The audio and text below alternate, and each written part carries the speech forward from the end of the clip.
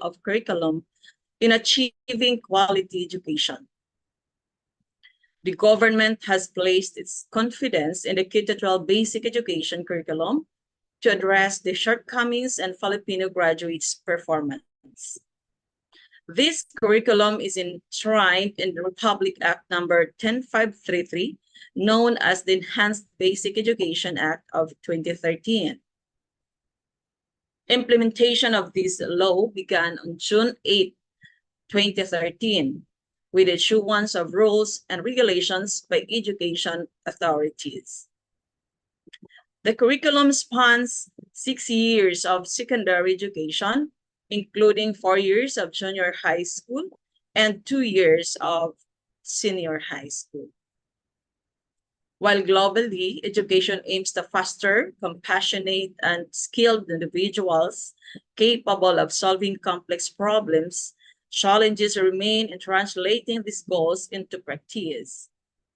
In the Philippines, reactions to the K-12 curriculum vary, with concerns ranging from resource shortages to the readiness of educators. Evaluation of the curriculum's implementation is ongoing, highlighting the need for continuous improvement to ensure its effectiveness in providing quality education. So for the objectives of this study, so it tried to evaluate the K-12 curriculum according to the views of the major stakeholders in the context of implementation, specifically in the division of Northern Samar. Talking about stakeholders, these major stakeholders are the students, the teachers, the school heads, and the parents. Specifically, it aimed to describe the profile of the schools in terms of number of additional teachers, sufficiency of trainings attended by the school heads along K-12, sufficiency of trainings attended by the teachers along K-12, adequacy of instructional materials, sufficiency of curriculum-related school facilities, and number 2, find out the extent of implementation of the K-12 curriculum as viewed by the major stakeholders in terms of student development, teachers' instruction, school heads management, and other stakeholders' participation. Number 3, it aimed to assess problems countered by the respondents in the implementation of the K-12 curriculum. Number 4, point out the strengths and weaknesses of the K-12 curriculum implementation. 5, verify if the school's profile affects the present status of the K-12 curriculum implementation in terms of student development, teachers' instruction, school heads management, and other stakeholders' participation. 6, attest if differences exist among the responses of the respondents in terms of students' development, teachers' instructions, and school heads management. 7, determine if there is a significant difference between the pilot and non-pilot schools in terms of their implementation of the K-12 curriculum.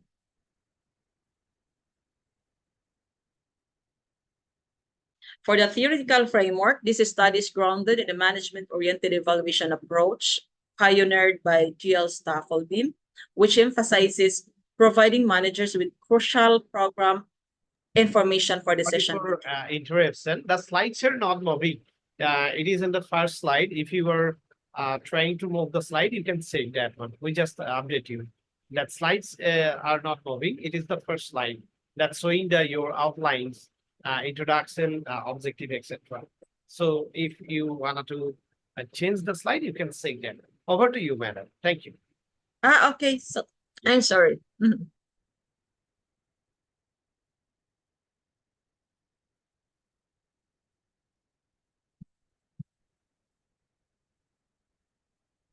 Can you see the slide? The next slide?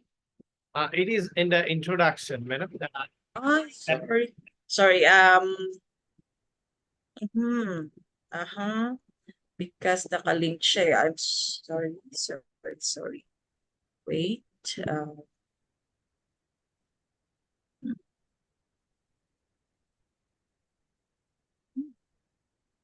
So it's one. Okay, so that one. Now it is sending. Now it is sending. Okay. Yeah. Okay, so for the theoretical framework, this study is grounded in the management-oriented evaluation approach pioneered by D.L. Staffelbeam, which emphasizes providing managers with crucial program information for decision-making. Evaluators are seen as contributors to educational reform with a focus on aiding decision-making rather than solely achieving curriculum objectives. Evaluation plays a vital role in educational reform, as exemplified by the introduction of the K-12 curriculum, necessitating assessment to gauge its implementation status. The context in input, process, and product, or CIPP model by Staffelbeam et al., is utilized to evaluate the K-12 curriculum status, aligning with GUBA's assertion that evaluation primary aim is improvement. Formative evaluation, as conceptualized by Bloom et al., emphasizes using pre-instructions data to inform and improve teaching methods. The study's findings serve as reference point for innovating and enhancing the K-12 curriculum, aligning with the input-output approach by Cave et al., which emphasizes the importance of inputs in achieving desired outcomes. The theory of innovation by Joseph Schumpeter underscores the role of innovation in driving economic change, suggesting that curriculum innovation can renew and enhance the Philippine educational system. Anchored also on the transformational theory of leadership by James McGregor Burns, the study anticipates leaders' enthusiasm in K-12 curriculum implementation, influencing positive responses from followers. Transformational leaders are expected to model values and promote collaboration among stakeholders, emphasizing the importance of unified responses to determine the K-12 curriculum's implementation status. By integrating theories of evaluation, innovation, and leadership, this study aims to provide insights into improving the implementation of the K-12 curriculum in the Philippine educational context.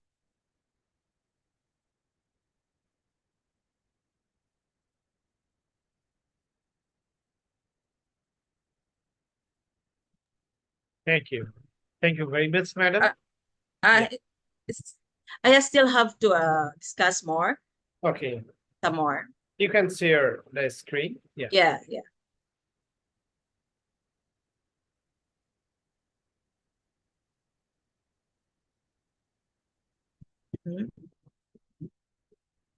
Okay, so the conceptual framework.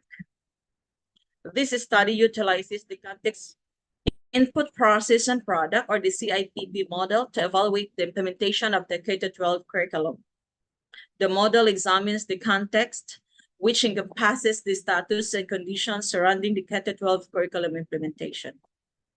Inputs analyzed in the study include the number of additional teachers, training sessions attended by school heads and teachers, adequacy of instructional materials, and sufficiency of curriculum-related facilities. The process component evaluates problems encountered by stakeholders and identifies strengths and weaknesses in the implementation of the K-12 curriculum. Product assessment focuses on the status of the K-12 curriculum implementation, including student development, teacher instruction, school management, and stakeholders' participation. The study assumes that the overall status of K-12 curriculum implementation reflects its execution in the field. It posits that the profile of schools, including factors like teachers, teacher numbers, training attendance, and resource adequacy, and influences the encountered problems, strengths, and weaknesses of the implementation. The study suggests a correlation between the school profile and the occurrence of implementation issues, with better profile schools expected to face fewer challenges. As shown in the figure 1, this illustrates the studies paradigm, depicting the relationship between school profile, the input, implementing the process, and the resulting status of the K-12 curriculum. Through this research, the associations between school profile, implementation challenges, strengths, weaknesses, and the overall status of the K-12 curriculum are examined to understand and predict the effectiveness of its implementation. So here is the paradigm of my study.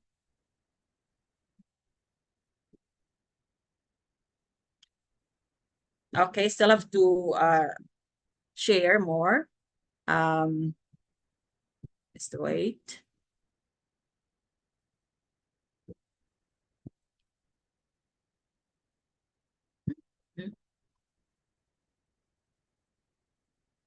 Okay, so for the research design and methodology, employing the descriptive evaluative correlational research design alongside the context input process product or CIPP model by Staffel Beam, this study aimed to achieve its objectives. It adopted a descriptive approach involving data collection from representative schools, including school heads, teachers, students, stakeholders, to elucidate the current status of K-12 curriculum implementation and address relevant hypotheses or inquiries. Additionally, the study undertook an evaluative perspective to explore the depth of K-12 curriculum implementation.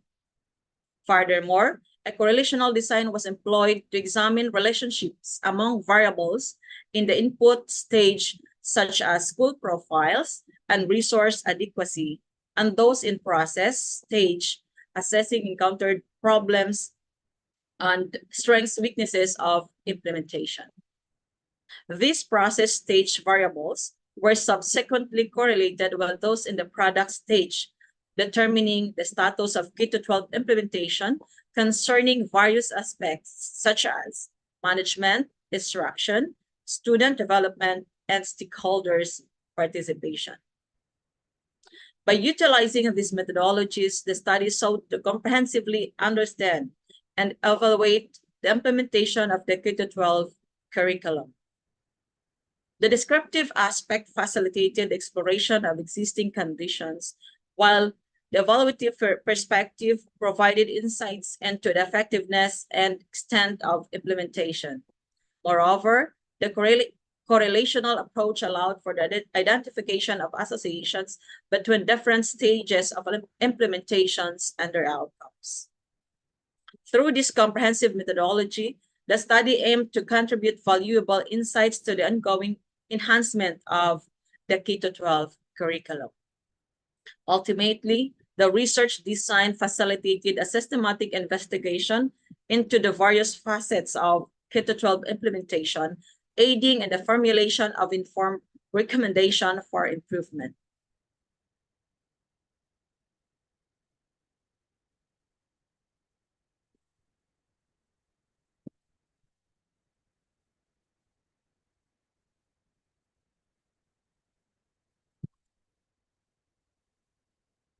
Okay, for the results and discussion, the study's findings indicated that most secondary schools had a very sufficient number of additional teachers, contributing to a high implementation level of the K-12 curriculum, suggesting that adequate staffing positively impacts students' development, teacher instruction, school management, and parental involvement.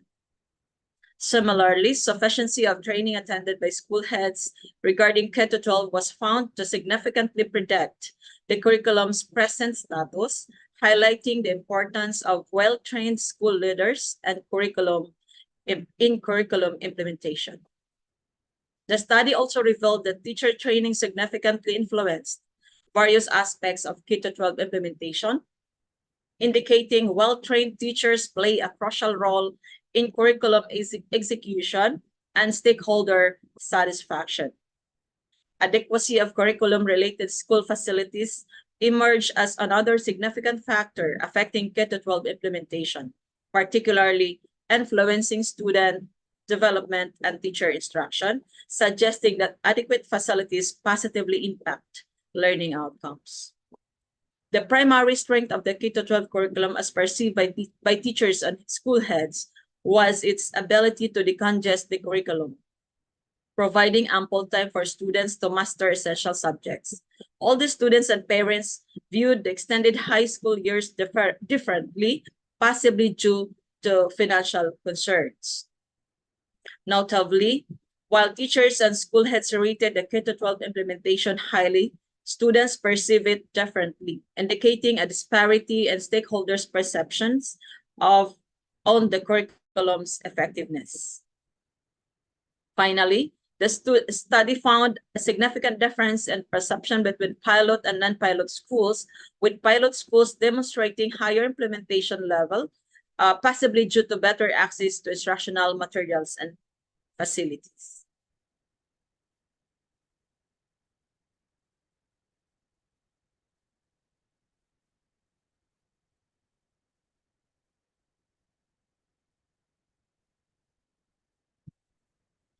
Conclusion, the study concludes that increased number of teachers significantly contributes to the successful implementation of the K-12 curriculum, enhancing student development, teacher instruction, school management, and parental involvement. Adequate teacher staffing enables schools to better address students' needs, ensuring optimal class sizes conducive to effective teaching and learning. Furthermore, the study highlights the importance of comprehensive training for school heads in K-12 implementation, as it significantly influences their ability to lead organizational innovation and change. Similarly, teacher training emerged as a crucial factor affecting curriculum implementation, impacting student development, teacher instruction, and stakeholders' participation. Well-trained teachers play a pivotal role in implementing curriculum changes and adapting teaching methods to meet student needs effectively. Additionally, the sufficiency of curriculum-related school facilities was found to positively impact student development and teacher instruction, emphasizing the importance of adequate resources in enhancing learning outcomes. Teachers and school heads identified the decongestion of the curriculum as a primary strength of the K-12 curriculum, providing students with additional time to master essential subjects. However, while educators perceive the extended high school years positively, students and parents view it differently, citing potential financial burdens associated with prolonged education. The varying perception of K-12 among stakeholders, notably with students less satisfied than teachers and school heads. It highlights the importance of diverse viewpoints in assessments to pinpoint areas for meeting students' needs. Implementing interventions and improving communications can foster collaborative curriculum implementation. Further exploration of these differences may reveal underlying issues to enhance K-12 overall. Ultimately, achieving mutual understanding among stakeholders is crucial for the success of educational reforms like K-12. Finally, the study concludes that the differential support provided to pilot and non-pilot schools may contribute to variations in implementation effectiveness, highlighting the need for equitable resource allocation in educational initiatives.